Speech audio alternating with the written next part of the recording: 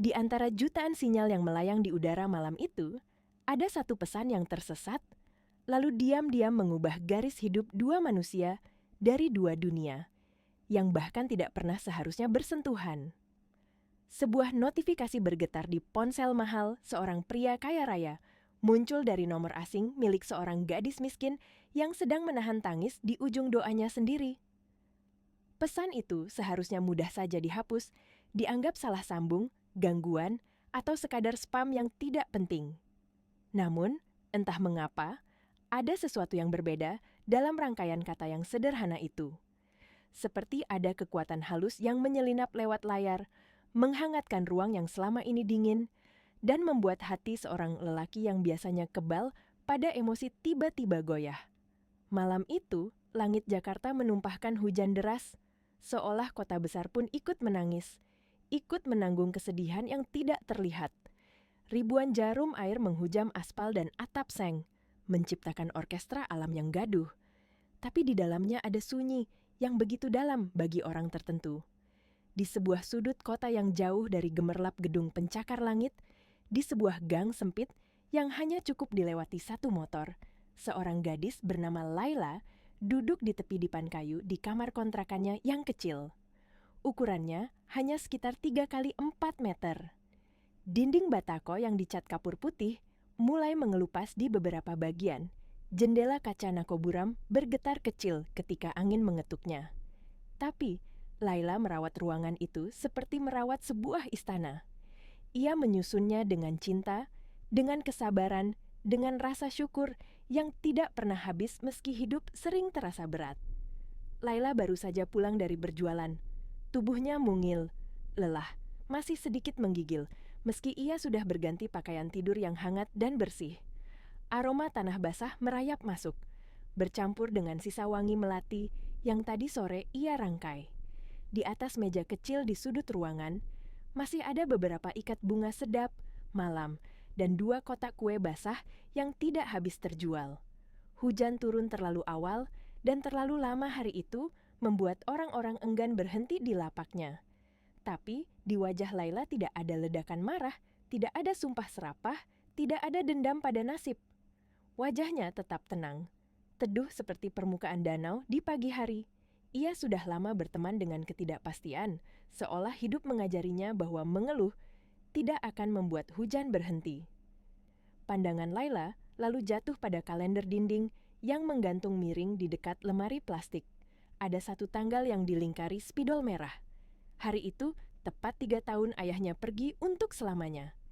3 tahun sejak Laila berdiri sendiri, menahan hidup dengan kedua tangannya, menahan rindu dengan dadanya, menahan dunia yang terkadang terasa terlalu keras.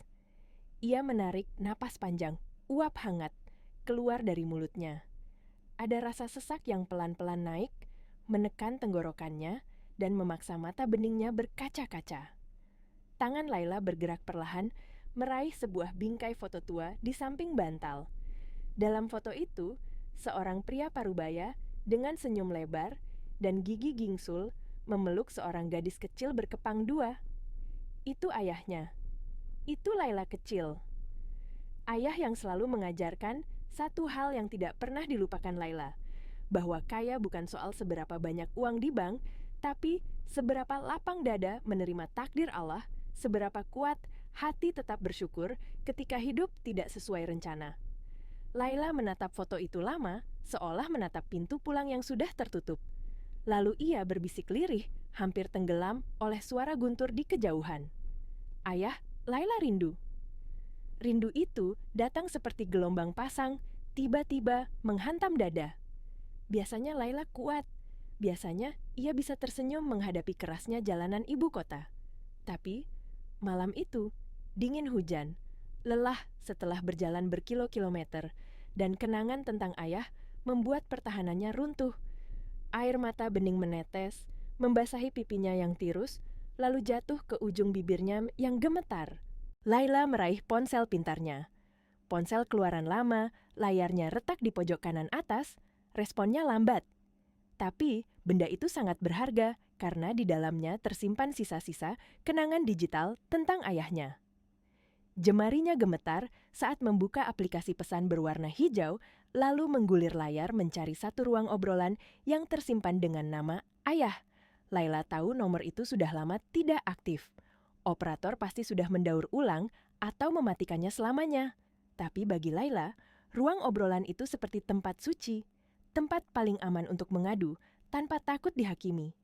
Tempat ia menumpahkan rasa lelah, rasa takut, rasa rindu, seolah setiap kalimat yang ia kirim adalah doa yang terbang ke langit. Ia sering mengirim pesan ke sana. Kadang hanya selamat pagi, kadang cerita bahwa hari ini bunganya habis, kadang cerita kecil yang tidak ada siapa-siapa untuk mendengarnya. Pesan itu selalu berakhir dengan satu centang abu-abu. Tidak pernah sampai. Tapi Laila tidak pernah marah pada tanda itu. Ia tetap menulis. Karena menulis membuat dadanya sedikit lebih lega, seolah ayahnya masih mendengar dari tempat yang jauh. Malam itu, air matanya jatuh tepat di layar, membuat sensor sentuh sedikit kacau. Laila mulai mengetik dengan hati-hati. Ayah, hari ini Laila lelah sekali. Ia berhenti sebentar, menarik napas dalam, menahan isak yang ingin meledak. Lalu ia lanjut mengetik, seolah kalimat-kalimat itu adalah tali yang mengikat dirinya agar tidak jatuh terlalu jauh. Rasanya kaki Laila berat untuk melangkah besok. Tapi ayah, jangan khawatir. Laila janji tidak akan menyerah. Laila masih bisa tersenyum karena bunga yang Laila jual hari ini mekar dengan indah. Meski tidak banyak yang beli, Laila yakin besok matahari akan bersinar lagi, kan?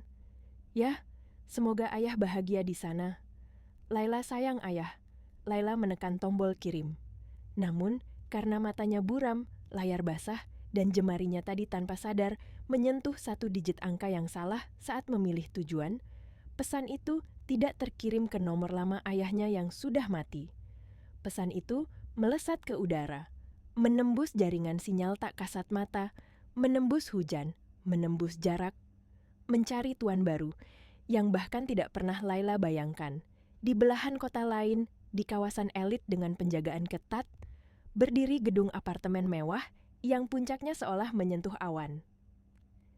Di lantai paling atas, di penthouse yang luasnya berkali-kali lipat dari kontrakan Laila, seorang pria muda duduk di sofa kulit hitam. Namanya Arya. Usianya baru 30 tahun, namun ia sudah memimpin salah satu perusahaan properti terbesar di negeri itu. Di hadapannya, dinding kaca raksasa menampilkan Jakarta yang gemerlap di tengah hujan. Lampu gedung, jalanan, dan kendaraan terlihat seperti berlian yang ditaburkan di atas karpet hitam basah. Indah, tapi dingin. Penthouse itu mewah, marmer impor dingin mengilap, lampu gantung kristal memancarkan cahaya keemasan yang elegan. Namun, suasananya kosong, sepi, seperti museum yang terlalu rapi, tapi tidak ada kehidupan. Hanya suara pendingin ruangan yang mendesis dan denting halus es batu yang beradu dengan gelas kristal di tangan Arya. Arya menyesap minumannya perlahan. Rasanya hambar, sama seperti hari-hari yang ia jalani belakangan ini. Di mata orang, ia sempurna, kaya raya, tampan, cerdas, berkuasa. Banyak wanita mencoba mendekat. Tapi Arya selalu tahu, kebanyakan mencintai apa yang ia miliki, bukan siapa dirinya. Teman-temannya adalah rekan bisnis yang selalu membawa proposal dan kepentingan. Ia hidup di dalam kotak emas yang terkunci rapat. Penuh fasilitas, penuh kemewahan. Tapi tidak ada kehangatan. Malam itu, rasa sepi mencekiknya lebih kuat dari biasanya. Ia baru saja selesai rapat direksi yang melelahkan, penuh intrik kekuasaan. Kepalanya berdenyut nyeri. Ia merindukan sesuatu yang tulus, sesuatu yang nyata, sesuatu yang tidak bisa dibeli. Lalu ponsel pintarnya yang tergeletak di atas meja kaca bergetar. Layar menyala. Notifikasi pesan masuk dari nomor yang tidak dikenal. Arya melirik dengan tatapan malas. Biasanya, ia akan mengabaikan, memblokir, menganggapnya klien salah sambung atau tawaran asuransi yang mengganggu. Namun malam itu, entah kenapa, tangannya bergerak mengambil ponsel itu. Mungkin karena ia terlalu bosan dengan kesunyian, mungkin karena ia diam-diam berharap ada sesuatu yang bisa mengganggu kehampaan. Ia membuka pesan itu. Matanya menyusuri setiap kata. Ayah, hari ini Laila lelah sekali. Kening Arya berkerut. Ini bukan pesan bisnis. Ini bukan penipuan minta transfer. Rasanya kaki Laila berat untuk melangkah besok. Tapi ayah jangan khawatir. Laila janji tidak akan menyerah. Arya terdiam. Ia menegakkan punggungnya, meletakkan gelas minumannya. Kalimat itu sederhana, tapi seperti menyentil sesuatu di dalam dadanya. Ada kejujuran yang telanjang, tanpa topeng, tanpa basa-basi. Laila masih bisa tersenyum karena bunga yang Laila jual hari ini mekar dengan indah. Meski tidak banyak yang beli, jantung Arya berdesir pelan. Di tengah kota metropolitan yang kejam, masih ada seseorang yang bisa bersyukur hanya karena bunganya mekar indah, meski dagangannya sepi. Arya menatap pantulan dirinya di kaca jendela. Hari itu perusahaannya baru saja menutup kesepakatan bernilai miliaran rupiah, tapi ia sama sekali tidak tersenyum. Ia bahkan lupa kapan terakhir kali ia merasa bersyukur atas sesuatu yang sederhana. Laila yakin besok matahari akan bersinar lagi kan? Ya, semoga ayah bahagia di sana. Laila sayang ayah. Arya terpaku. Gadis ini salah sambung. Ia pasti berniat mengirim pesan itu kepada ayahnya. Tapi takdir yang misterius membelokkan pesan itu ke ponsel Arya. Seorang CEO yang merasa jadi manusia paling kesepian di dunia. Arya membaca sekali lagi. Lalu sekali lagi. Dan setiap kali ia membacanya, ada kehangatan merambat naik ke dadanya. Kehangatan yang sudah lama hilang, seperti secangkir teh hangat di tengah badai, seperti pelukan yang datang tanpa diminta. Dalam kalimat gadis itu ada kerapuhan, tapi juga ada kekuatan yang luar biasa. Kekuatan untuk bertahan, kekuatan untuk tetap melihat keindahan di tengah kesulitan.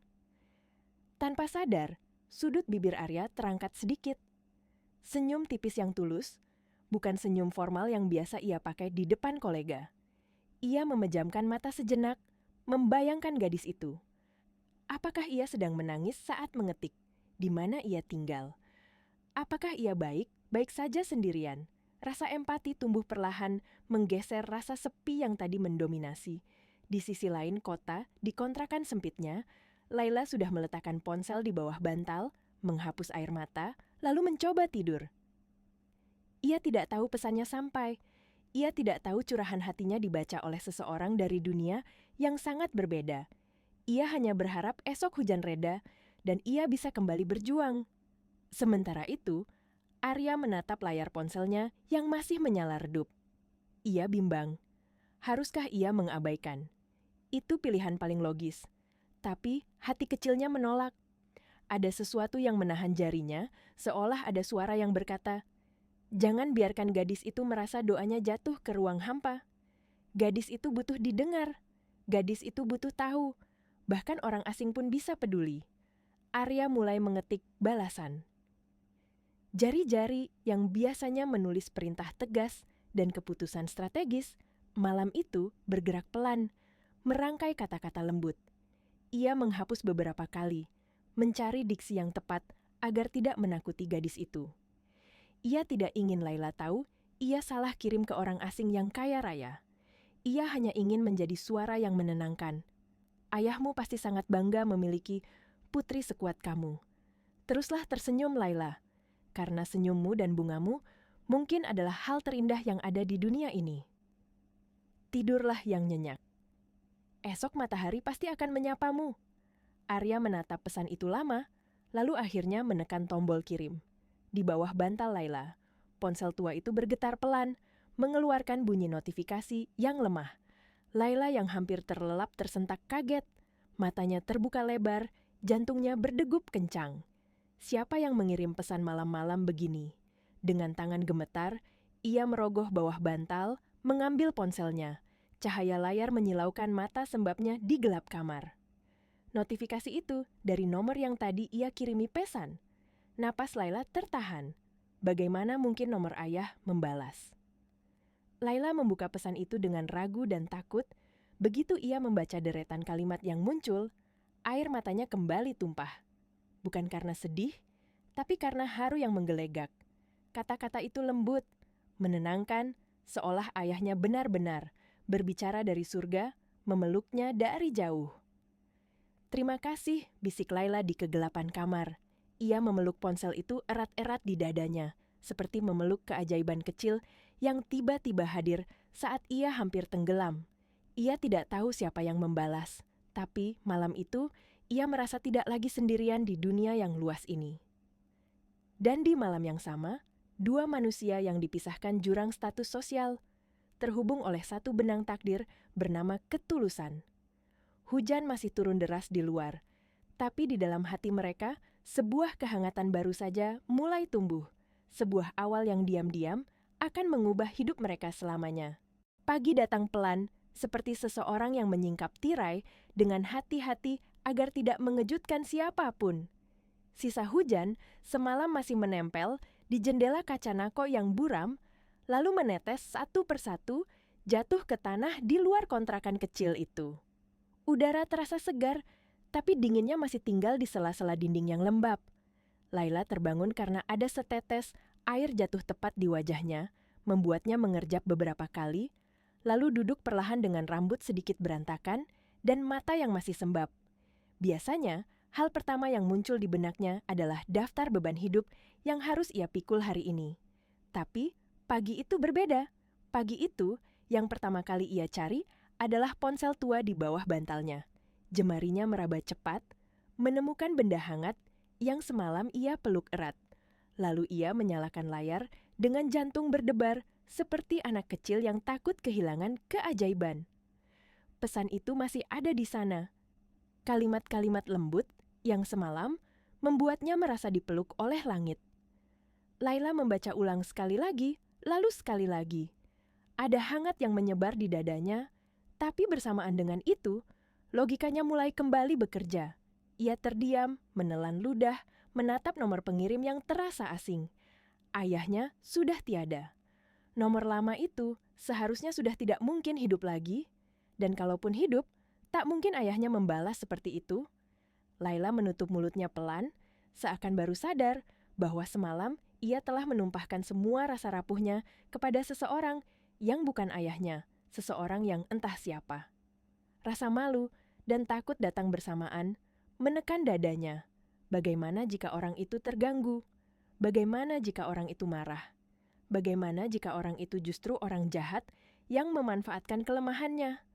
Laila menatap layar lama, lalu memejamkan mata sejenak. Namun ia juga ingat, balasan itu terasa begitu tulus, begitu manusiawi. Tidak ada nada mengancam, tidak ada kata kasar, hanya ketenangan yang membuatnya bisa tidur setelah berhari-hari gelisah. Akhirnya, dengan napas yang bergetar, Laila mengetik pelan. Ia meminta maaf. Ia menjelaskan bahwa ia mengira itu nomor lama almarhum ayahnya. Ia tidak bermaksud mengganggu siapapun. Ia menuliskan semuanya dengan sopan, seperti seseorang yang berjalan di atas kaca, takut melukai dan takut terluka. Setelah mengirim pesan itu, ia duduk diam beberapa detik, menunggu, tapi hidup tidak pernah memberi waktu lama bagi orang seperti Laila. Ia harus bangkit, ia harus bergerak.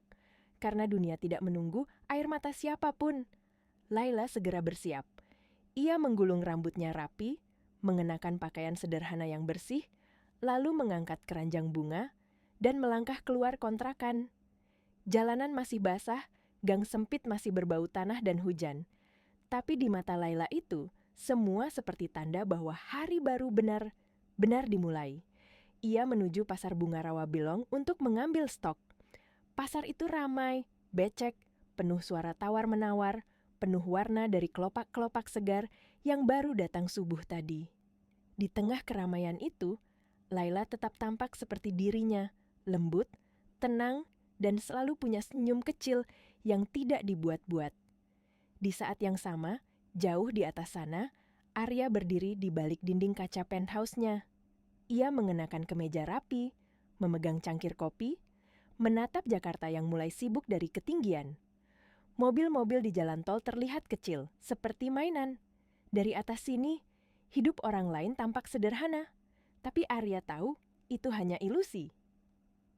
Di balik setiap lampu kendaraan, ada cerita, ada lelah, ada perjuangan. Dan anehnya, sejak semalam, yang terus muncul dalam pikirannya adalah nama Laila.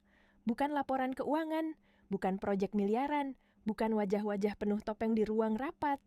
Tapi, satu gadis miskin yang bisa bersyukur hanya karena bunga yang ia jual mekar indah. Ponsel Arya bergetar. Pesan masuk. Ia menaruh cangkirnya cepat, lalu membaca. Ada permintaan maaf dari Laila. Kalimatnya rapi, sopan, penuh rasa bersalah. Arya menatap lama, lalu tanpa sadar menghela napas, seperti seseorang yang baru saja menemukan sesuatu yang sudah lama hilang. Ia sempat bertanya dalam hati, apakah ini tipu daya? Tapi tidak. Ini tidak terasa seperti strategi. Ini terasa seperti kejujuran yang polos, seperti seseorang yang bahkan tidak punya ruang untuk menjadi licik. Arya membalas. Ia mengatakan ia sama sekali tidak terganggu. Justru ia merasa senang menerima pesan itu. Ia menuliskan kata-kata yang membuat Laila bisa bernapas lagi. Dan ketika Laila membalas dengan memanggilnya Tuan, Arya mendadak merasa jarak itu terlalu dingin. Ia tidak ingin menjadi sosok menakutkan di layar ponsel gadis itu. Ia ingin menjadi seseorang yang setara, setidaknya dalam percakapan. Ia lalu meminta Laila memanggilnya Kak Aris saja. Nama itu keluar begitu saja, seperti topeng kecil yang ia pasang agar tidak perlu membuka identitas aslinya. Laila membaca itu di tengah pasar yang becek. Ia tersenyum lega, senyum yang benar-benar lepas, seperti beban batu yang semalaman menindih dadanya, akhirnya diangkat. Ia membalas pelan, setuju memanggil Kak Aris. Dan sejak saat itu, percakapan mereka mengalir seperti air hujan yang turun tanpa diminta. Arya bertanya Bunga apa yang Laila jual hari ini. Laila menjawab dengan semangat, mawar dan sedap malam. Ia bercerita bahwa sedap malam paling wangi saat malam sudah mekar, dan biasanya banyak orang membeli untuk hadiah atau sekadar untuk membuat rumah terasa hidup. Arya meminta foto. Laila, dengan ponsel tuanya yang kameranya sedikit buram, memotret keranjang bunga yang ia tata rapi. Gambarnya tidak sempurna, tapi justru itu yang terasa nyata. Arya menatap foto itu lama di ruang kerjanya yang dingin dan mahal. Untuk pertama kalinya dalam waktu yang panjang, ia merasa ada sesuatu yang indah tanpa harus mahal, ada sesuatu yang menyentuh tanpa harus mewah. Ia menggumamkan dalam hati bahwa bunga itu indah, dan lebih indah lagi karena Laila menatanya dengan cinta. Namun, realitas kembali menarik Arya. Pagi itu, ia harus rapat.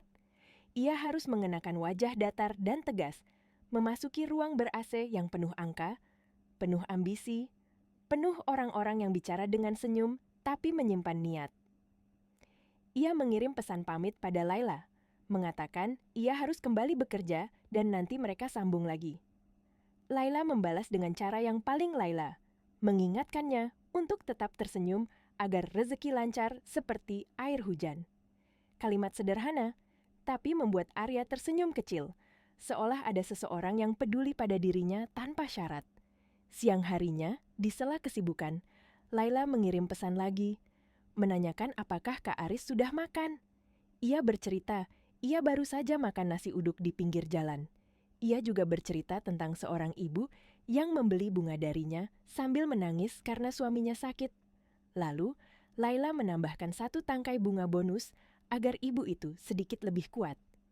Laila bercerita dengan bangga, bukan karena ingin dipuji, tapi karena ia benar-benar bahagia, bisa membuat orang lain tersenyum, meski ia sendiri hidup pas-pasan.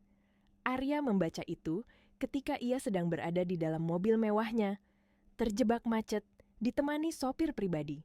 Dadanya terasa hangat dan aneh. Ia, yang bisa mengeluarkan uang besar hanya untuk parkir dan kopi mahal tanpa berpikir, mendadak merasa kecil di hadapan gadis yang memberi bonus bunga dengan hati tulus. Ia membalas bahwa Laila pasti akan diganti rezekinya dengan lebih baik. Laila tertawa lewat kata-kata, bilang nasi uduknya enak sekali dan ia ingin mentraktir Kak Aris suatu hari. Arya terdiam, menatap layar. Ada sesuatu yang mengaduk perasaannya. Tawaran itu mungkin kecil, mungkin sederhana, tapi ketulusannya terasa sangat besar. Malam datang. Setelah semua kesibukan, Arya kembali ke penthouse-nya yang mewah tapi sunyi. Ia berdiri di tengah ruangan luas itu, menatap sofa, menatap meja marmer, menatap lampu kristal, lalu menyadari betapa semuanya seperti properti tanpa jiwa. Ia bahkan tidak tahu bagaimana rasanya menata rumah dengan tangan sendiri, karena semuanya selalu diurus orang lain. Dan di tengah kesunyian itu, sebuah keinginan mendadak muncul begitu kuat, seperti dorongan yang tidak bisa ia tahan. Ia ingin melihat Laila, bukan lewat foto buram, bukan lewat huruf di layar. Ia ingin melihat gadis itu dengan mata sendiri, mendengar suaranya langsung, memastikan bahwa orang sebaik itu benar-benar ada di dunia nyata. Arya mengingat percakapan mereka. Laila pernah bercerita bahwa ia sering berjualan di sekitar taman kota saat malam minggu. Dan malam ini memang malam minggu. Jantung Arya berdebar, bukan seperti saat menandatangani kontrak miliaran, tapi seperti lelaki biasa yang gugup karena ingin bertemu seseorang yang membuat hidupnya terasa lebih hangat. Ia berganti pakaian sederhana, hoodie gelap, celana jeans, topi baseball hitam untuk menutupi sebagian wajah. Ia tidak ingin dikenali. Ia tidak ingin dunia bisnisnya ikut masuk ke dalam momen ini. Ia memesan taksi online dan meminta diturunkan agak jauh dari taman. Sepanjang perjalanan, ia menatap keluar jendela, melihat lampu kota yang berkilat di aspal basah, dan untuk pertama kalinya, ia merasa seperti sedang menuju sesuatu yang benar-benar berarti. Ketika ia turun dan mulai berjalan pelan menuju taman, suara tawa anak muda terdengar, bau jajanan malam menguar, angin membawa sisa lembab hujan yang menyejukkan. Arya menyapu pandangan ke setiap sudut, mencoba menemukan sosok yang selama ini hanya ia kenal lewat kata-kata. Dadanya berdegup semakin kencang, langkahnya semakin hati-hati, seperti takut kalau keajaiban itu akan menghilang bila ia terlalu cepat mendekat. Di taman kota malam itu, suasananya begitu ramai dan hidup. Lampu-lampu taman berpendar lembut, memantul di permukaan jalan yang masih sedikit basah, sementara aroma jagung bakar, kopi susu, dan gorengan hangat bercampur jadi satu, membuat udara terasa akrab. Anak-anak muda duduk berkelompok di bangku, pasangan-pasangan berjalan pelan sambil tertawa kecil, dan sesekali terdengar suara pengamen melantunkan lagu lama yang membuat hati seperti ditarik mundur ke masa yang lebih sederhana. Arya melangkah pelan, nyaris seperti orang yang takut langkahnya sendiri merusak momen. Matanya menyapu setiap sudut, mencari satu sosok yang selama ini hanya hidup di layar ponselnya dalam bentuk kata-kata yang tulus. Ia menelan ludah, jantungnya berdebar kencang, bukan karena takut miskin, bukan karena takut kalah tender, tapi karena takut kenyataan tidak seindah harapannya. Lalu, di dekat bangku taman yang menghadap jalan kecil, Arya melihatnya. Laila duduk dengan tenang, mengenakan kardigan yang warnanya sudah sedikit pudar, tapi tetap rapi, dipadu dengan rok panjang yang sopan. Di pangkuannya ada keranjang bunga yang isinya tinggal sedikit, mungkin sisa-sisa dagangan yang belum laku. Namun, yang membuat Arya terpaku bukan keranjang bunga itu, melainkan senyum di wajah Laila. Senyum yang manis, yang tidak dibuat-buat, yang membuat matanya menyipit membentuk bulan sabit kecil. Tidak ada gurat lelah yang dipamerkan, tidak ada keluhan yang ditaruh di wajah. Seolah hidup sekeras apapun, Laila tetap memilih menjadi lembut. Ia menawarkan bunga kepada pasangan yang lewat dengan suara pelan yang terdengar renyah dari jarak beberapa langkah. Suara itu sama persis dengan nuansa pesan-pesannya. Lembut, hangat, dan entah kenapa begitu nyata sampai Arya seperti merasa sudah mengenalnya sejak lama. Arya berdiri di situ beberapa detik, lupa cara bernapas. Ia merasa seperti remaja yang sedang jatuh cinta. Padahal, ia seorang pria dewasa yang biasa mengendalikan ruangan rapat hanya dengan satu kalimat. Tangannya refleks merogoh ponsel, memastikan topinya menutup sebagian wajah, lalu ia mengintip Laila dari balik keramaian, seperti seseorang yang takut terlihat. Tiba-tiba, ponsel Arya bergetar. Sebuah pesan masuk dari Laila. Arya menatap layar, lalu menatap Laila. Dan saat itu ia sadar, Laila sedang mengetik di ponselnya juga. Bibirnya sedikit melengkung, seperti tersenyum sendiri pada sesuatu yang ia tulis. Dadanya hangat. Aneh sekali, melihat gadis itu tersenyum karena dirinya, meski Laila sama sekali tidak tahu ia sedang berdiri hanya beberapa meter di depan. Arya membalas sambil tetap mengawasi Laila dari kejauhan, jari-jarinya bergerak cepat, namun hatinya bergetar pelan. "Kamu itu malaikat tanpa sayap, Laila." "Omong-omong, bolehkah aku membeli semua sisa bunga kamu malam ini?" Laila membaca, lalu kepalanya menoleh kanan-kiri, seperti mencari keberadaan Arya, dan di layar Arya muncul balasan yang membuatnya seketika kaku. "Kak Aris ada di dekat sini ya," Arya buru-buru membalas, nyaris panik. "Tidak, aku di rumah. Tapi aku benar-benar ingin kamu cepat pulang. Boleh ya aku borong sisanya? Berapa yang masih ada?" Laila menunduk, melihat keranjangnya, lalu membalas dengan jujur yang membuat Arya semakin kagum. "Masih ada 10 tangkai, Kak." Campur semuanya, Arya menarik napas panjang. 10 tangkai itu mungkin kecil bagi orang lain, tapi bagi Laila, itu bisa berarti makan besok, bisa berarti uang listrik, bisa berarti sedikit ruang bernapas. Arya mengetik lagi. Kali ini lebih tegas, seolah takut Laila menolak. "Tidak apa-apa. Bungkus saja semuanya. Aku mau kamu pulang dan tidur yang nyenyak malam ini." Laila terlihat ragu, tapi senyum kecilnya muncul lagi. Ia seperti tidak ingin merepotkan, tapi juga tidak bisa menolak perhatian hangat yang datang tanpa alasan. Lalu, Arya melakukan sesuatu yang membuat dadanya sendiri terasa bergetar oleh keputusan itu. Ia tidak mengirim alamat penthouse-nya. Ia tidak ingin bunga itu datang ke ruangan mewah yang dingin dan kemudian layu tanpa makna. Ia ingin bunga-bunga itu berada di tempat yang tepat, di tempat yang bisa membuat orang lain ikut tersenyum seperti Laila. Arya mencari panti asuhan terdekat dari titik taman itu, lalu mengetik alamatnya. Ia memesan ojek online, mengarahkan pengemudi untuk menjemput bunga dari Laila dan mengantarkannya ke panti asuhan tersebut. Dalam pesan singkatnya kepada Laila, ia hanya menulis agar abang ojek datang mengambil bunga dan Laila cukup menyerahkan semuanya. Tidak lama kemudian, seorang abang ojek berhenti di dekat Laila. Laila berdiri, mengangkat keranjangnya, lalu menyerahkan 10 tangkai bunga itu dengan hati-hati, seolah menyerahkan sesuatu yang berharga. Ia bahkan sempat berkata pelan, menitipkan salam untuk temannya Kak Aris. Abang ojek mengangguk, lalu pergi membawa bunga-bunga itu menuju panti asuhan. Begitu motor itu menjauh, Laila kembali duduk di bangku taman. Ia menatap ke arah jalan tempat motor itu menghilang, lalu tangannya menutup mulutnya pelan, seakan tidak percaya. Air matanya jatuh satu titik.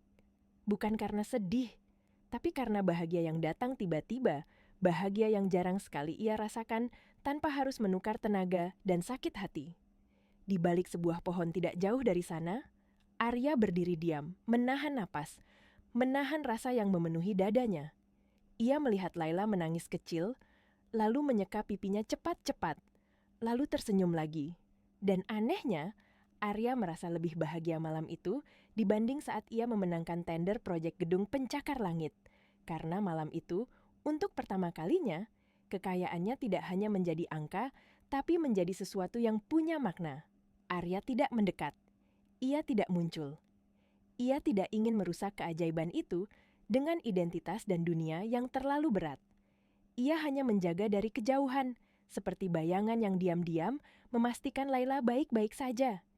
Ia menunggu sampai Laila benar-benar selesai, sampai gadis itu berjalan menuju halte angkot, lalu naik ke dalam kendaraan umum dengan aman. Barulah setelah angkot itu hilang di tikungan, Arya mengembuskan napas panjang, seolah baru saja menyelesaikan sesuatu yang penting dalam hidupnya. Dalam perjalanan pulang, di balik topi dan hoodie sederhana itu, Arya merasa seperti tirai emas kekayaan dan keangkuhan yang selama ini menutup hatinya, perlahan terbuka.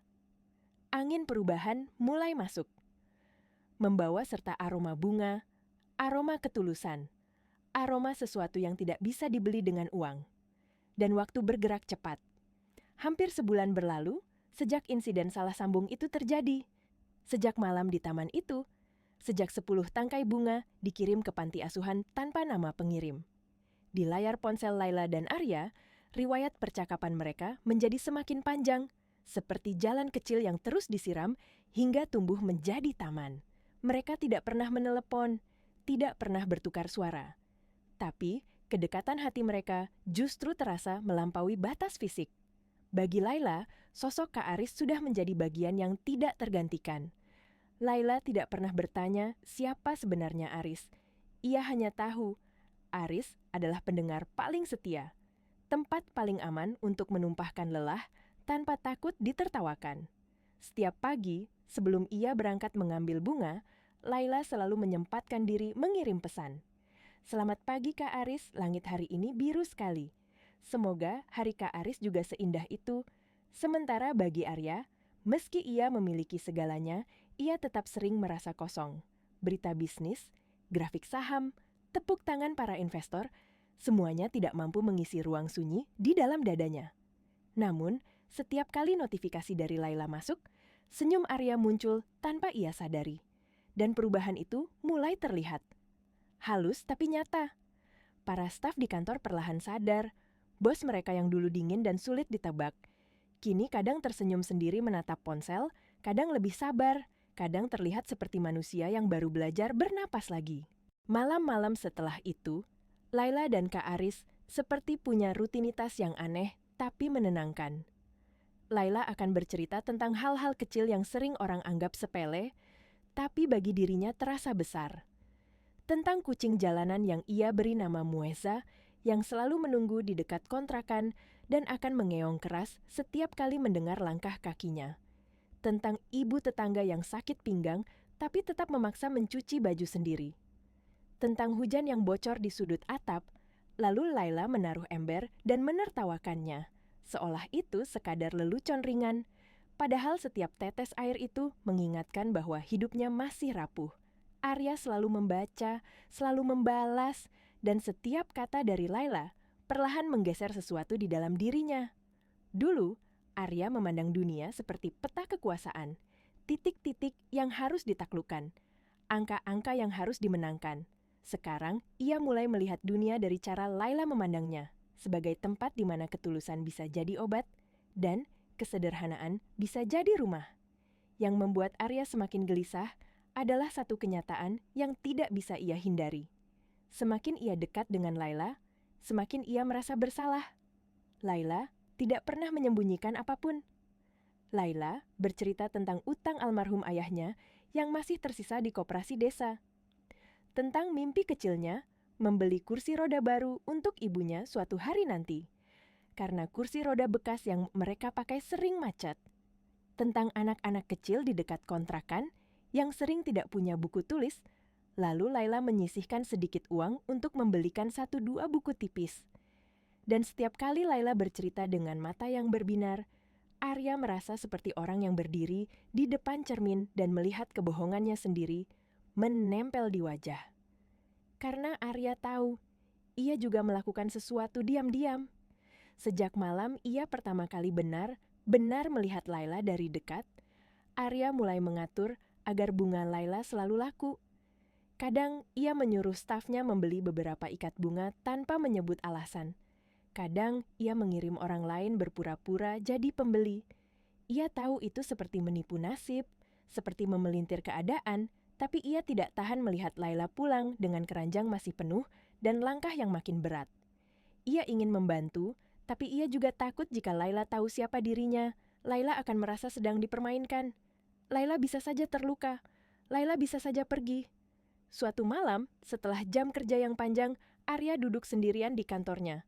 Gedung itu tinggi dan mewah, tapi ketika malam sudah larut, tempat itu berubah jadi ruang kosong yang dingin.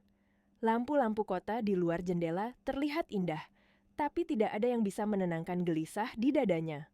Ponselnya menyala, notifikasi dari Laila masuk seperti biasa, menanyakan apakah Kak Aris sudah makan, lalu menutupnya dengan doa yang sederhana, semoga Kak Aris selalu sehat, semoga rezekinya lancar. Arya membaca, lalu menutup mata. Ada rasa hangat, tapi di bawahnya ada rasa takut. Ia sadar, kalau ia terus begini, ia bukan melindungi Laila. Ia sedang membangun kedekatan di atas rahasia. Dan rahasia, sehalus apapun, tetap bisa jadi pisau jika waktunya tiba. Ia berdiri, berjalan ke depan kaca besar, menatap pantulan dirinya sendiri. Pria yang dipuja orang banyak, yang ditakuti lawan bisnis, yang selalu terlihat tenang. Malam itu, tampak seperti seseorang yang kehilangan pegangan. Ia mengambil napas panjang, lalu mengambil keputusan yang bahkan membuat tangannya sedikit bergetar. Ia harus bertemu Laila dengan cara yang benar. Ia harus jujur, cepat atau lambat. Keesokan harinya, Arya memanggil asisten kepercayaannya, Pak Hadi, pria paruh baya yang sudah bekerja puluhan tahun dan sangat tahu batas. Pak Hadi menunduk hormat, siap menerima perintah apapun. Arya menatapnya, lalu berbicara pelan, seolah khawatir ruangan itu punya telinga. Pak Hadi, saya butuh Anda melakukan satu hal. Ini penting, tapi jangan banyak tanya. Pak Hadi mengangguk tanpa ragu. Arya menyebut nama Laila dan alamat lapak bunga di trotoar tempat Laila biasa berjualan. Lalu, Arya memerintahkan satu hal yang sederhana, tapi bagi Laila akan terasa seperti badai besar. Arya meminta Pak Hadi menghubungi Laila sebagai perwakilan kantor, memesan rangkaian bunga terbaik untuk keperluan perusahaan, dan meminta Laila mengantarkannya langsung ke ruangan pimpinan. Pak Hadi sempat terdiam 1 detik, bukan karena menolak, tapi karena ia menangkap sesuatu yang aneh di wajah Arya. Ada tegang yang jarang terlihat. Ada rasa gugup yang tidak pernah muncul saat Arya menghadapi rapat investor. Baik Pak, jawab Pak Hadi akhirnya. Sementara itu, Laila sedang menata bunga di lapaknya ketika ponselnya berdering. Nomor tidak dikenal. Laila biasanya hati-hati menerima panggilan asing, tapi ia tetap menjawab dengan sopan. Dan ketika suara pria dewasa yang tenang memperkenalkan diri sebagai staf dari sebuah perusahaan besar, jantung Laila langsung berdetak lebih cepat. Pria itu berkata mereka ingin memesan bunga potong kualitas terbaik, rangkaian yang rapi dan elegan untuk pimpinan kantor. Laila sempat bingung, hampir tidak percaya. Lapaknya kecil, dagangannya sederhana. Biasanya ia hanya melayani orang-orang lewat, kadang pengantin kecil-kecilan, kadang dekor toko. Perusahaan besar terasa seperti langit yang terlalu tinggi. Namun, kemudian Laila teringat kata-kata Kak Aris, bahwa rezeki sering datang dari arah yang tidak disangka. Ia menelan ludah, lalu menjawab dengan suara yang berusaha, tetap mantap meski dadanya berguncang. Saya bisa Pak, saya akan siapkan bunga yang paling cantik. Telepon ditutup. Laila berdiri mematung beberapa detik, lalu buru-buru bergerak. Ia berlari kecil ke pasar bunga, memilih mawar yang kelopaknya paling utuh, lili yang aromanya lembut, dan beberapa daun hias yang membuat rangkaian tampak mewah. Tangannya bekerja cepat, tapi pikirannya berlari lebih cepat lagi. Ini pesanan besar, ini kesempatan besar. Jika ia gagal, namanya bisa buruk. Jika ia berhasil, mungkin hidupnya bisa sedikit berubah. Di sela-sela kesibukan itu, Laila mengirim pesan pada Kak Aris. Tangannya masih bergetar, tapi hatinya ingin berbagi. Kak Aris, tadi ada kantor besar telepon. Mereka pesan bunga banyak dan minta Laila antar ke ruangan pimpinan. Laila takut, Kak. Tapi Laila juga senang. Doain ya. Arya menerima pesan itu di ruangannya. Ia menatap layar lama sekali. Jari-jarinya sempat ingin membalas cepat, memberi semangat, tapi ia menahan diri. Ini bukan lagi soal memberi semangat dari jauh. Ini tentang menyiapkan hati untuk momen ketika semuanya terbuka. Ia membalas singkat, menahan emosi di balik kata-kata sederhana. Tenang, kamu pasti bisa. Kamu selalu bisa. Laila membaca balasan itu dan mengangguk kecil, seolah mendapat kekuatan tambahan. Ia menyelesaikan rangkaian bunga dengan teliti, membungkusnya rapi, lalu memasukkannya ke dalam kardus dan kantong besar agar aman. Saat semuanya siap, Laila memanggil ojek online untuk mengantar ke alamat gedung yang Pak Hadi berikan. Perjalanan menuju kawasan bisnis membuat Laila semakin gugup. Gedung-gedung tinggi berjejer seperti dinding raksasa, kaca mereka memantulkan langit yang terang. Laila duduk di belakang motor, memeluk rangkaian bunga seolah memeluk satu-satunya harapan. Ia melihat sepatu-sepatu mahal melangkah cepat di trotoar. Mobil-mobil mewah berhenti di depan lobi. Orang-orang berpakaian rapi, bicara di telepon dengan wajah serius. Laila menelan ludah. Ia merasa kecil, bajunya sederhana, sepatunya tidak baru. Tangannya masih ada bekas getah bunga. Ia takut lantai marmer akan menghakiminya. Motor berhenti di depan lobi gedung yang namanya tertulis besar dan mengilap. Laila turun pelan. Udara dingin dari dalam gedung langsung menyergap. Di pintu masuk, satpam berseragam menatapnya, lalu menatap bunga yang ia bawa. Laila buru-buru menyebut nama Pak Hadi dan mengatakan ia hanya pengantar bunga. Beberapa menit kemudian, Pak Hadi muncul. Wajahnya ramah, tapi wibawanya terasa. Ia menanyakan nama Laila, lalu mempersilakan masuk. Laila berjalan mengikuti Pak Hadi, melewati lobi luas yang wangi dan mengkilap. Langkahnya pelan, hati-hatinya seperti orang berjalan di tempat suci, takut salah gerak. Semua orang terlihat sibuk, tapi beberapa pasang mata tetap sempat meliriknya, dan setiap lirikan itu terasa seperti jarum kecil bagi Laila. Mereka menuju lift khusus. Pintu lift terbuka dengan suara halus. Laila masuk, berdiri kaku sambil memeluk bunga. Angka-angka lantai naik dengan cepat. Semakin tinggi, semakin Laila merasa napasnya tertahan. Pak Hadi berdiri di sampingnya, sesekali memberi senyum menenangkan, tapi Laila tetap tidak bisa meredakan gemuruh di dadanya. Ketika lift berhenti, pintu terbuka ke lorong yang sunyi dan elegan. Karpet tebal, lampu temaram, dinding dengan lukisan mahal. Pak Hadi berjalan di depan, lalu berhenti di depan sebuah pintu besar. Ia mengetuk pelan, lalu membuka sedikit. "Silakan masuk, Mbak Laila. Bapak pimpinan sudah menunggu." Laila berdiri mematung, telapak tangannya dingin. Ia mengangguk pelan, lalu melangkah masuk. Ruangan itu luas, wangi, dan terasa seperti dunia lain. Ada meja kerja besar, ada sofa, ada rak buku, ada jendela kaca raksasa yang memperlihatkan kota dari ketinggian. Laila menunduk, menahan diri agar tidak terlihat terlalu kagum. Namun, yang membuatnya bingung, kursi di balik meja besar itu kosong. Laila menoleh, mencari. Ia tidak melihat siapapun. "Permisi, Pak," ucapnya pelan. Suaranya hampir tenggelam oleh sunyi ruangan. Lalu sebuah suara laki-laki terdengar dari arah jendela, lembut tapi jelas, seperti seseorang yang sudah ia kenal lewat ribuan kata. "Kamu datang juga, Laila." Laila menegang. Jantungnya serasa berhenti 1 detik. Keranjang bunga di tangannya hampir terlepas. Ia menoleh cepat ke arah sumber suara. Di dekat jendela, seorang pria berdiri membelakanginya, mengenakan kemeja rapi, bahunya tegap, auranya seperti orang yang terbiasa diperhatikan. Pria itu perlahan berbalik, dan dunia Laila seperti runtuh sekaligus berputar. Karena wajah itu, tatapan itu, senyum itu, adalah wajah yang selama ini ia lihat di berita dan papan iklan gedung. Wajah yang sering orang sebut dengan hormat dan takut. Wajah CEO muda yang namanya terkenal di kota ini. Laila membulatkan mata, napasnya tersangkut, tubuhnya melemas. Pria itu tersenyum, bukan senyum dingin seorang penguasa, tapi senyum yang hangat, seolah ia sedang memeluk seseorang dari jauh.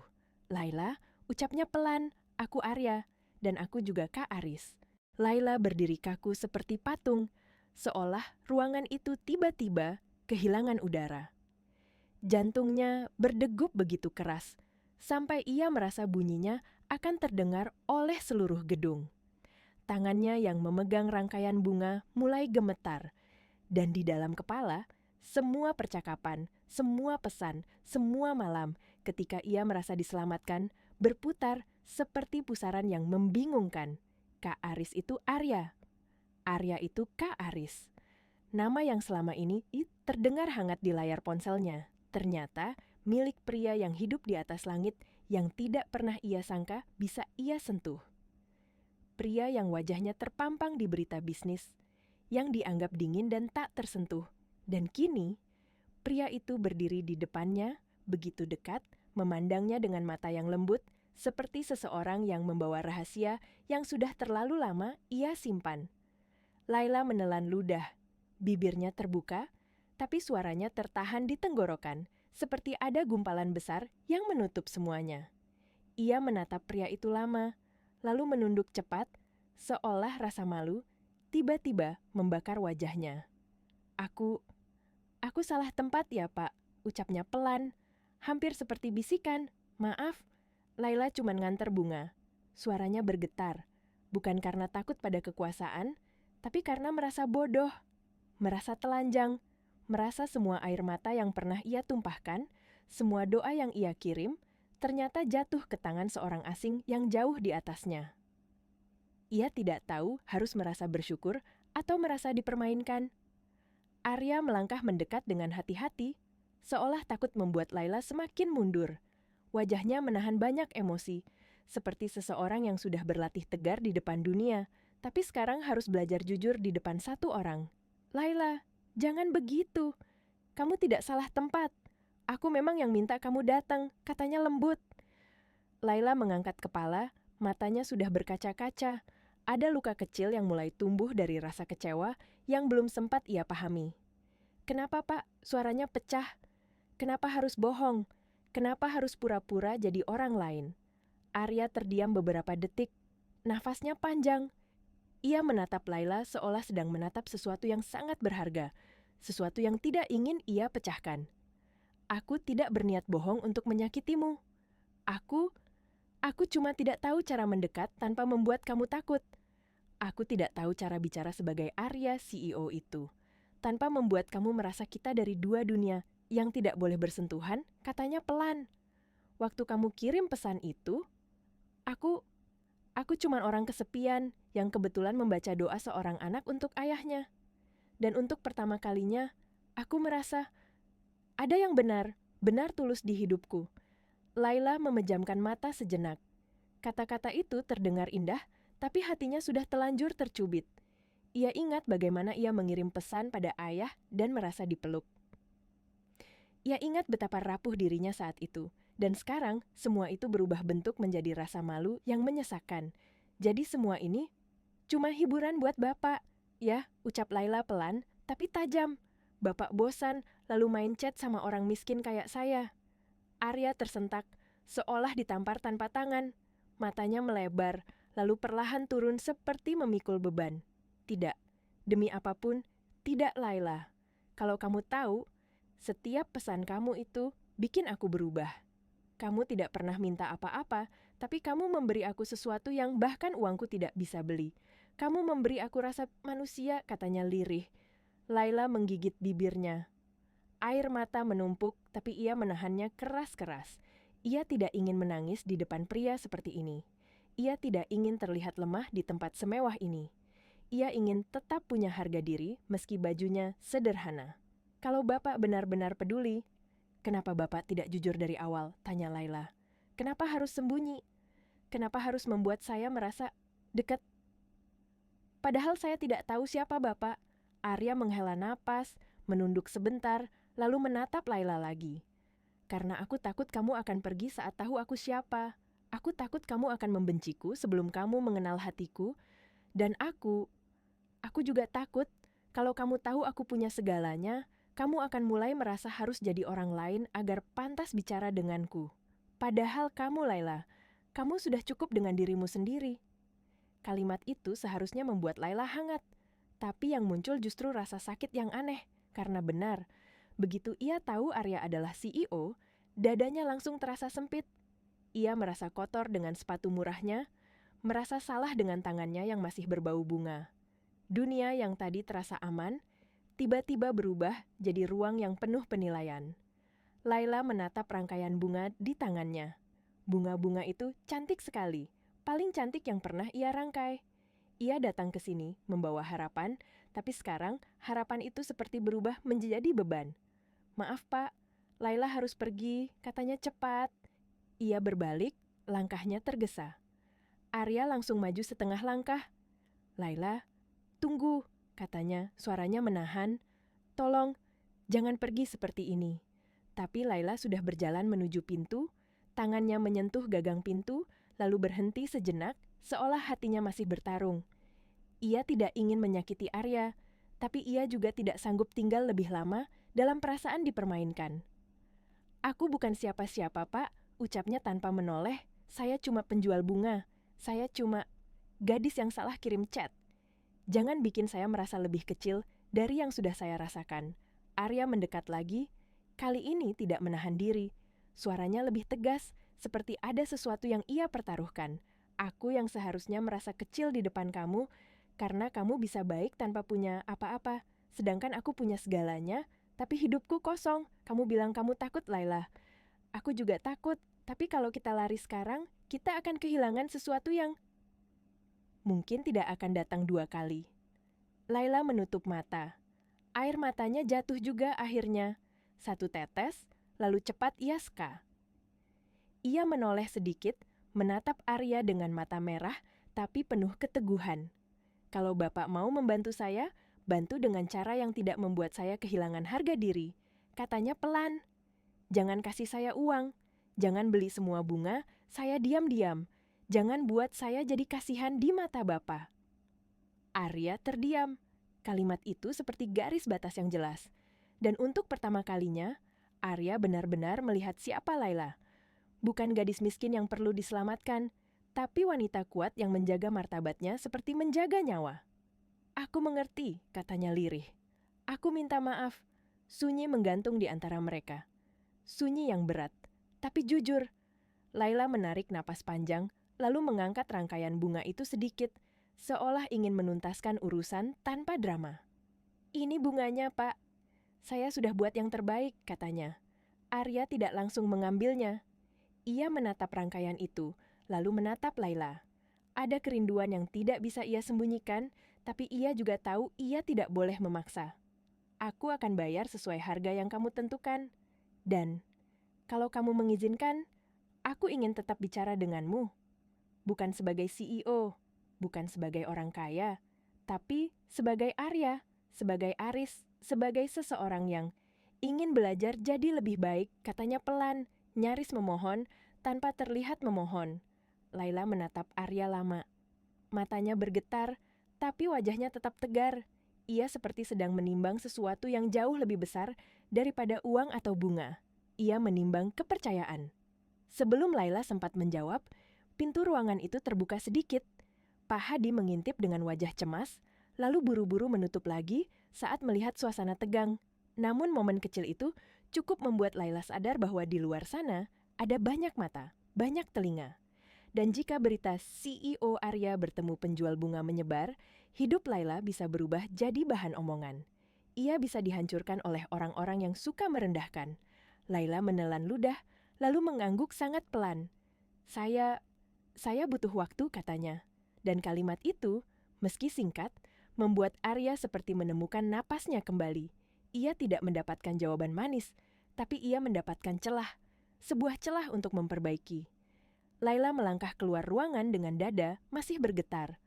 Lorong panjang itu terasa lebih dingin dari saat ia datang.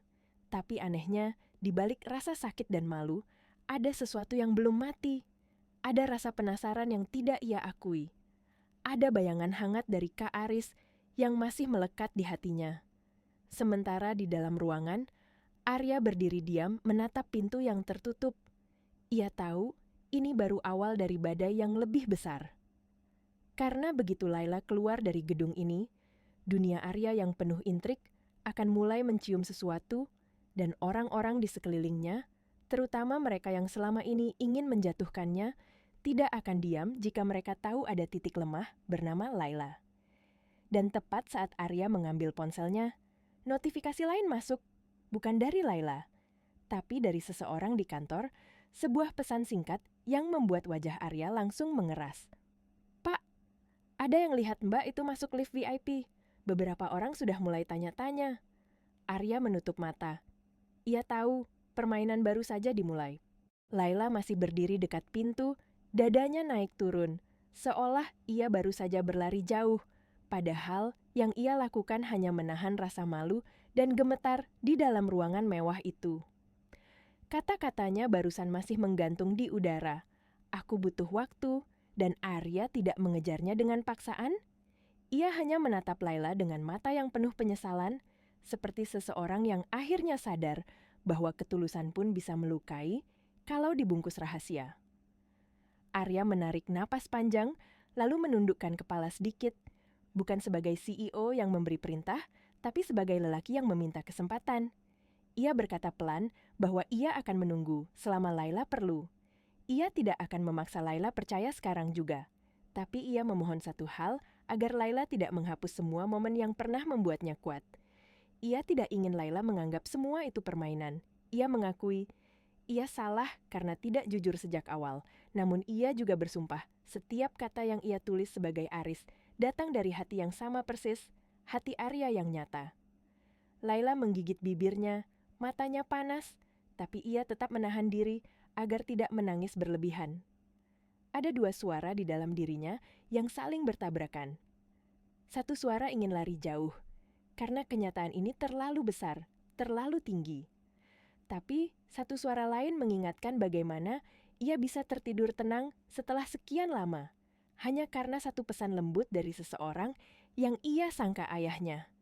Dan suara itu tidak mungkin palsu, tidak mungkin sedingin itu.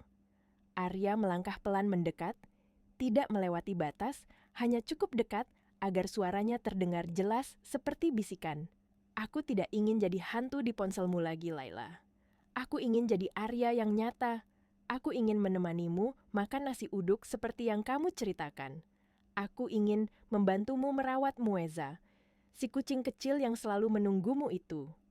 Dan aku ingin mewujudkan mimpimu membahagiakan ibu, bukan karena aku kaya, tapi karena aku ingin berjalan bersamamu. Kalau kamu mengizinkan. Kata-kata itu membuat Laila seperti kehilangan pegangan sesaat. Ia menatap Arya lama, mencari kebohongan di wajahnya, mencari kesombongan di sorot matanya. Tapi yang ia temukan justru sesuatu yang jarang ia lihat pada orang berkuasa, ketakutan yang tulus, ketakutan kehilangan. Laila menunduk, suaranya lirih, hampir tidak terdengar. Dunia mas terlalu tinggi buat Laila. Itu bukan kalimat manja. Itu kalimat jujur dari seseorang yang hidupnya selama ini selalu berada di bawah, selalu diajari untuk jangan bermimpi terlalu tinggi karena jatuhnya sakit. Laila takut nanti ia hanya akan jadi bahan cerita. Ia takut nanti ia dianggap memanfaatkan. Ia takut nanti ia diseret ke dunia yang tidak punya ruang bagi orang sederhana seperti dirinya. Arya menggeleng pelan, suaranya lembut tapi tegas. Duniaku tidak tinggi, Laila. Duniaku justru hampa. Kamu yang membuat dunia itu terasa hidup. Kamu yang membuat aku ingat cara bersyukur. Mulai hari ini, kamu tidak perlu takut pada apapun. Kamu punya aku. Kalimat itu membuat pertahanan Laila retak.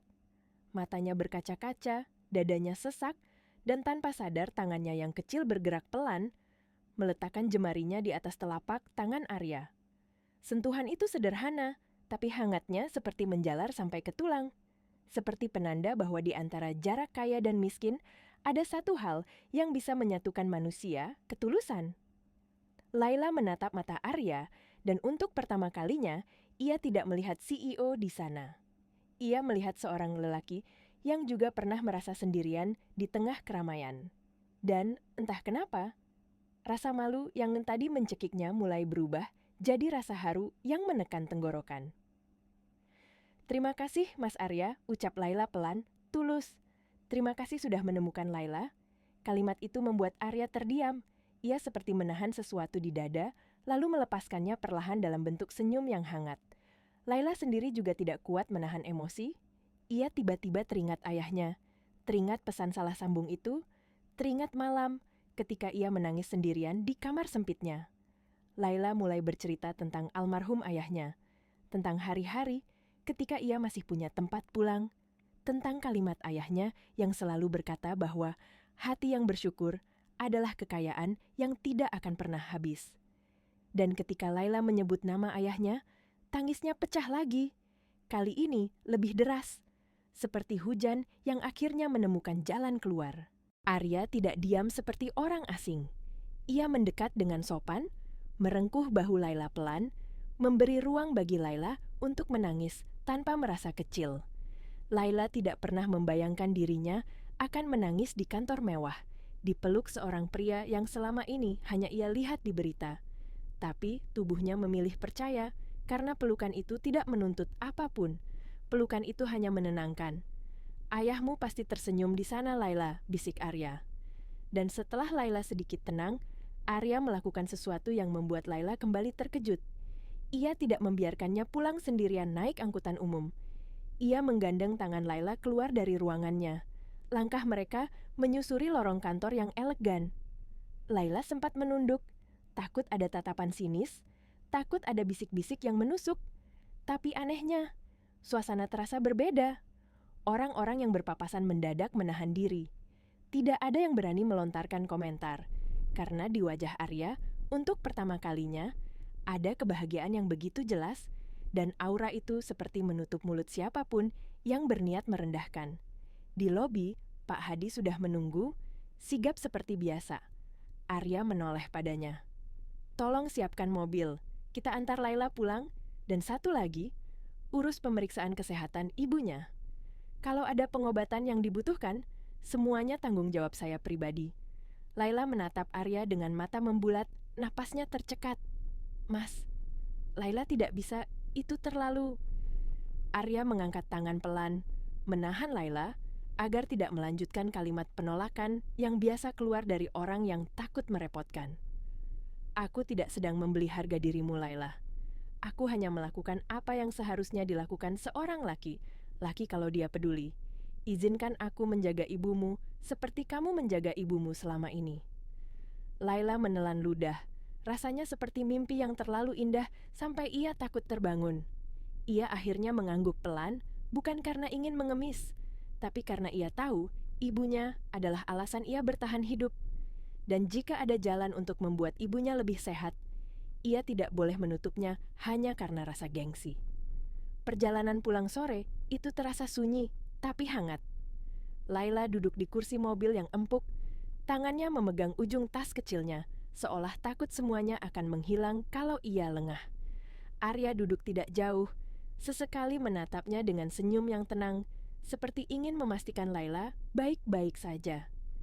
Laila melihat keluar jendela, melihat gedung-gedung tinggi menjauh, berganti menjadi jalanan yang lebih sempit, lebih sederhana, lebih ramai oleh kehidupan nyata. Saat mobil berhenti di dekat gang sempit tempat kontrakan Laila berada, Arya tidak memaksa mobil masuk. Ia menghormati lingkungan itu.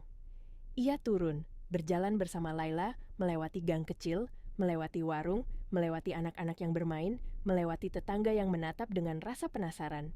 Laila gugup, tapi Arya tetap tenang, tetap sopan, menyapa warga dengan senyum yang membuat orang-orang terdiam karena tidak menyangka seorang pria seperti itu bisa begitu membumi. Di depan pintu kontrakan yang catnya mulai mengelupas, Laila membuka pintu dengan tangan gemetar. Ruangan itu kecil, sederhana, bahkan mungkin terlihat menyedihkan bagi orang kaya. Tapi Arya tidak menunjukkan jijik, tidak menunjukkan keterkejutan yang merendahkan. Ia malah masuk dengan langkah tenang, lalu duduk bersila di atas tikar seperti orang yang benar-benar tidak mempermasalahkan apapun. Laila buru-buru mengambil segelas air putih, suaranya gugup. "Maaf ya mas, di sini tidak ada apa-apa. Cuman air putih." Arya menerima gelas itu dan tersenyum. "Ini lebih dari cukup, Laila. Ini istana bagiku, karena ada kamu di sini." Kalimat itu membuat pipi Laila memanas. Ia menunduk, tapi di dalam dadanya ada rasa hangat yang tidak bisa ia tolak. Arya lalu menatap sekeliling, matanya berhenti pada foto tua di dinding, foto almarhum ayah Laila. Ia berdiri perlahan, mendekati foto itu, lalu terdiam beberapa saat, seolah sedang berbicara dalam hati. "Terima kasih sudah membesarkan Laila menjadi perempuan yang kuat," ucapnya pelan, hampir seperti doa. Laila menutup mulutnya, air matanya kembali menggenang. Ia tidak menyangka ada orang yang menghormati ayahnya seperti itu, menghormati kehidupannya seperti itu. Di saat itulah, Laila mulai sadar, mungkin takdir yang datang lewat salah satu digit angka bukan sekadar kebetulan. Mungkin ini cara Tuhan mempertemukan dua hati yang sama-sama lelah, sama-sama sepi, tapi sama-sama merindukan ketulusan. Dan ketika senja semakin redup, Arya menoleh pada Laila dengan suara yang tenang namun berat, seolah ia sedang menyiapkan langkah besar berikutnya. "Laila, suatu hari aku ingin datang lagi. Bukan sebagai tamu yang lewat, tapi sebagai laki yang meminta izin dengan cara yang benar."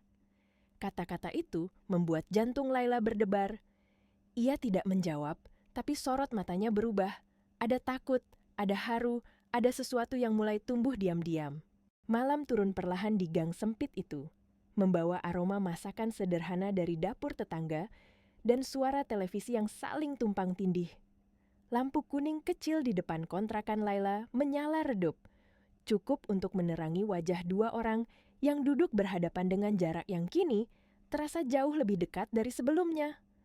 Waktu seperti melambat, memberi ruang bagi perasaan yang baru saja lahir, namun sudah terasa berat oleh kenyataan. Arya tidak lama tinggal.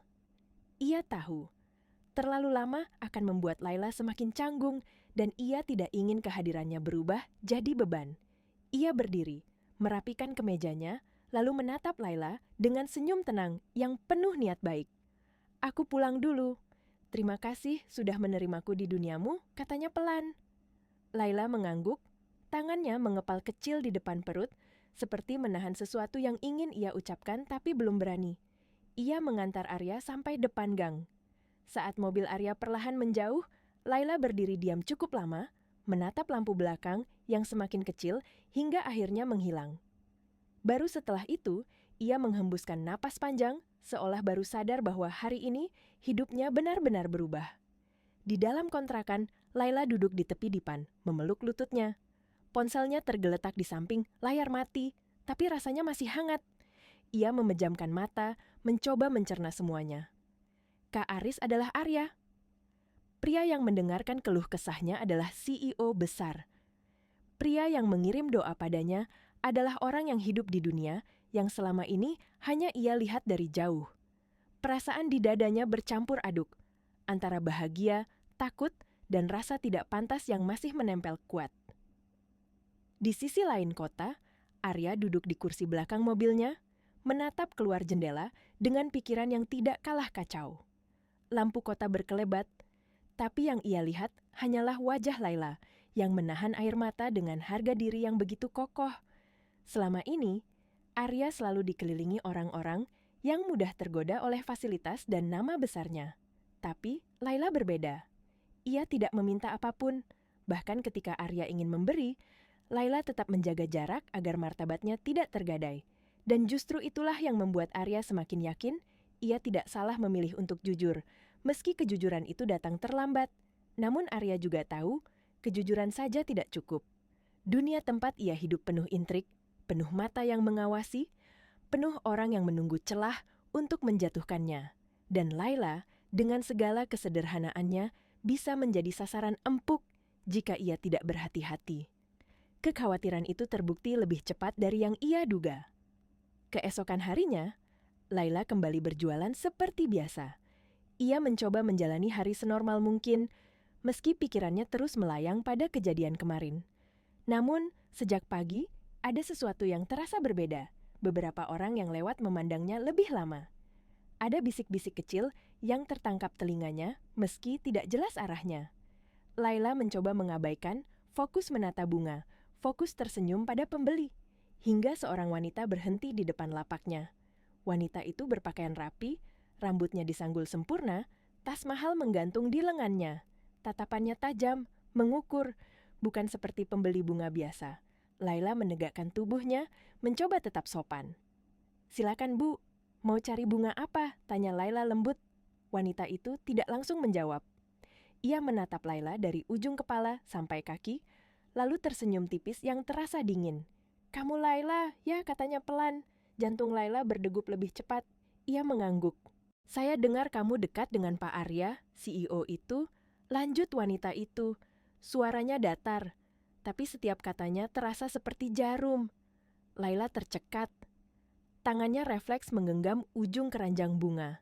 Dunia yang ia takutkan ternyata mulai menyentuhnya. Ia menarik napas, mencoba tetap tenang. "Saya cuma penjual bunga, Bu," jawabnya jujur. "Saya tidak dekat dengan siapa-siapa." Wanita itu tertawa kecil, tawa yang tidak membawa kehangatan. "Kamu tidak perlu merendah seperti itu. Saya hanya ingin mengingatkan, dunia Pak Arya itu keras. Tidak semua orang suka melihatnya berubah, apalagi karena seseorang yang tidak selevel." Kalimat itu menghantam Laila tepat di dada, tapi ia tidak membalas dengan marah. Ia justru mengangkat kepala, menatap wanita itu dengan mata yang tenang, meski hatinya gemetar. "Kalau begitu, Bu, mungkin yang perlu dijaga bukan level, tapi hati," ucap Laila pelan. Wanita itu terdiam sejenak, seolah tidak menyangka jawaban setegas itu keluar dari gadis sederhana. Ia mendengus kecil, lalu pergi, tanpa membeli apapun, meninggalkan Laila dengan dada yang berdebar dan tangan yang dingin. Laila duduk perlahan di bangku kecilnya. Ia merasa lelah, bukan karena berdiri seharian, tapi karena baru saja berhadapan dengan dunia Arya yang nyata. Dunia yang bisa merendahkannya tanpa perlu menyentuh. Dunia yang bisa menyakiti dengan senyum sopan. Malamnya, Laila menerima pesan dari Arya. "Kamu baik-baik saja hari ini?" Laila menatap layar lama. Ia ingin menjawab jujur, ingin bercerita tentang wanita tadi, tentang rasa takut yang mulai tumbuh. Tapi ia juga tidak ingin Arya merasa bersalah. Ia tidak ingin menjadi alasan konflik di dunia yang bukan miliknya. Ia akhirnya membalas singkat. "Baik, Mas." Laila cuma capek sedikit. Arya membaca balasan itu dan tahu ada sesuatu yang tidak dikatakan. Tapi ia memilih tidak memaksa. Ia membalas dengan doa dan janji akan menjaga Laila dengan caranya sendiri. Dan sejak hari itu, perubahan mulai terasa. Ada mobil yang sering parkir agak jauh dari lapak Laila, seolah berjaga. Ada orang-orang asing yang berpura-pura membeli bunga, tapi matanya selalu mengawasi sekitar. Arya tidak memberitahu Laila, tapi ia tidak mau mengambil risiko. Sementara itu, gosip kecil mulai beredar tentang penjual bunga yang sering disebut-sebut dekat dengan orang besar. Tentang keberuntungan mendadak yang dianggap tidak wajar. Laila mendengar semuanya, dan setiap bisikan itu seperti mengikis ketenangannya sedikit demi sedikit. Di satu sisi, ia merindukan pesan-pesan sederhana Kak Aris yang dulu. Di sisi lain, ia mulai bertanya dalam hati, apakah kedekatan ini benar-benar anugerah atau justru ujian yang terlalu berat untuk ia pikul? Dan di tengah kegelisahan itu, satu pesan dari Arya masuk, lebih serius dari biasanya. "Laila, besok malam aku ingin datang bersama ibuku. Bukan sebagai CEO, tapi sebagai laki-laki yang ingin meminta izin dengan benar." Laila menatap pesan itu dengan napas tertahan. Tangan yang memegang ponsel bergetar. Ia tahu, jika itu terjadi, tidak ada lagi jalan untuk kembali ke hidup lamanya yang sepi tapi aman. Ia menatap foto ayahnya di dinding, lalu berbisik lirih.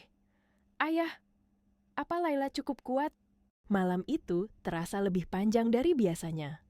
Laila hampir tidak bisa memejamkan mata. Setiap kali ia menutup mata, bayangan wajah Arya muncul, bergantian dengan wajah wanita dingin di lapaknya pagi tadi. Dua dunia itu saling bertabrakan di kepalanya, membuat dadanya sesak. Ia bangkit, duduk di tepi dipan, menatap foto ayahnya yang tergantung miring di dinding. Cahaya lampu kecil membuat bayangan foto itu jatuh ke lantai, seolah ayahnya sedang berdiri di sana mendengarkan. Laila teringat kalimat ayahnya dulu, bahwa hidup tidak pernah menawarkan jalan yang mudah, hanya menawarkan pilihan yang jujur, dan kejujuran selalu punya harga. Ia menarik napas panjang, mengusap wajahnya, lalu menatap ponsel yang sejak tadi ia genggam. Pesan Arya tentang datang bersama ibunya masih terbuka. Laila tahu, ini bukan sekadar kunjungan biasa. Ini langkah besar, langkah yang akan mengikat namanya dengan dunia Arya, baik atau buruk. Dengan tangan gemetar, Laila membalas, "Baik, Mas. Datanglah. Laila akan menunggu." Begitu pesan terkirim, air mata jatuh tanpa bisa ia tahan. Bukan air mata sedih, tapi air mata karena takut dan harap yang bercampur jadi satu. Ia tidak tahu apakah ia siap, tapi ia tahu ia tidak ingin lari lagi. Keesokan harinya, Laila bangun lebih pagi dari biasanya. Ia membersihkan kontrakan kecil itu sebersih mungkin. Menyapu lantai, mengelap meja, merapikan tikar. Ia bahkan memetik bunga sisa yang paling segar dan menaruhnya di gelas air sebagai hiasan sederhana. Tidak ada yang mewah, tapi semuanya dilakukan dengan hati yang penuh. Ia mengenakan kebaya sederhana warna krem, kebaya satu-satunya yang ia simpan untuk acara penting.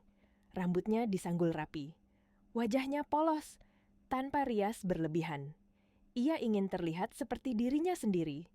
Tidak lebih, tidak kurang. Sore menjelang malam, suara mobil berhenti di ujung gang. Beberapa tetangga langsung melongok. Rasa penasaran terpancar jelas. Laila berdiri di ambang pintu.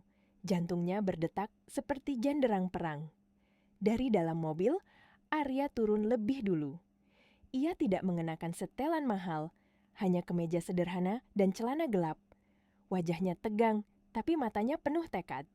Lalu, pintu mobil sisi lain terbuka. Seorang wanita paruh baya turun dengan gerakan anggun. Wajahnya tenang, sorot matanya lembut tapi tegas. Itulah Ibu Arya. Tidak ada perhiasan mencolok, tidak ada aura merendahkan. Ia memandang sekitar dengan rasa ingin tahu, lalu tersenyum kecil saat melihat Laila berdiri gugup di depan kontrakan. Arya melangkah mendekat, lalu berhenti di samping Laila. "Bu, ini Laila," katanya pelan. Ibu Arya menatap Laila lama, bukan dengan tatapan menghakimi, tapi seperti seseorang yang sedang membaca hati. Laila menunduk sopan, tangannya gemetar saat menyambut uluran tangan wanita itu. "Assalamualaikum, Nak," ucap Ibu Arya lembut. "Waalaikumsalam, Bu," jawab Laila lirih. Tanpa diduga, Ibu Arya memeluk Laila. Pelukan itu hangat, tidak terburu-buru, seperti pelukan seorang ibu yang menemukan anaknya kembali. Laila terkejut. Matanya membesar, lalu tanpa sadar, air matanya jatuh. Ia membalas pelukan itu dengan tangan yang gemetar, dan dalam pelukan itu, rasa takutnya luruh sedikit demi sedikit. "Terima kasih sudah menjaga hati anak saya," ucap Ibu Arya pelan di telinga Laila. "Saya tahu, itu tidak mudah." Kalimat itu membuat dada Laila sesak oleh haru. Ia tidak menyangka akan diterima seperti ini. Mereka masuk ke dalam kontrakan. Ruangan kecil itu terasa semakin sempit oleh kehadiran mereka, tapi juga terasa hangat. Ibu Arya duduk di tikar, menerima segelas air putih dengan senyum tulus, tanpa sedikit pun rasa jijik. Ia memandang sekeliling, berhenti lama di foto ayah Laila. "Ini ayahmu?" "Ya," tanyanya lembut. "Iya, Bu. Ayah Laila sudah meninggal 3 tahun lalu," jawab Laila. Ibu Arya mengangguk pelan, matanya berkaca-kaca. Ia menunduk sejenak, seperti berdoa, lalu menatap Laila kembali. Anak yang dibesarkan dengan doa seperti ini, biasanya punya hati yang kuat, katanya pelan. Arya duduk di samping ibunya, tangannya mengepal di lutut. Ia terlihat lebih gugup dari Laila.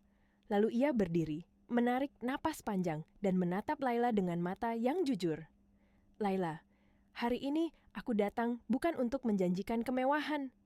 Aku datang untuk meminta izin. Aku tahu hidupmu tidak mudah, dan hidupku penuh risiko. Kalau kamu bersedia, aku ingin berjalan bersamamu, apapun bentuk jalannya nanti. Kalau kamu tidak siap, aku akan menghormatinya. Ruangan itu sunyi, hanya suara kipas angin kecil yang berputar pelan. Semua mata tertuju pada Laila. Dadanya bergetar, tangannya dingin, tapi di dalam hatinya ada ketenangan aneh yang mulai tumbuh. Ia teringat semua pesan, semua doa, semua malam ketika ia merasa didengar. Laila mengangkat wajahnya. Matanya basah, tapi sorotnya tegas. "Laila tidak punya apa-apa, Mas. Tidak harta, tidak kuasa. Tapi Laila punya satu hal, kejujuran. Kalau Mas mau berjalan dengan Laila, jalan kita mungkin berat. Banyak orang akan merendahkan. Banyak yang akan mencoba memisahkan. Tapi kalau Mas siap menerima Laila apa adanya, Laila siap mencoba." Kalimat itu seperti membuka bendungan. Arya menutup mata sejenak, lalu tersenyum lega. Ibu Arya mengusap mata, air matanya jatuh tanpa disembunyikan. Di luar kontrakan, beberapa tetangga menatap dengan campuran takjub dan heran. Tidak ada lamaran mewah, tidak ada cincin berkilau, hanya 3 hati yang bersepakat untuk saling menjaga. Namun jauh di balik tembok kontrakan kecil itu, ada mata-mata lain yang memperhatikan. Ada orang-orang yang tidak senang melihat Arya berubah. Ada rencana yang mulai bergerak pelan, seperti bayangan panjang di balik cahaya lampu gang. Dan Laila belum tahu, ujian terberat dalam hidupnya belum datang. Dunia Arya belum sepenuhnya membuka wajah aslinya.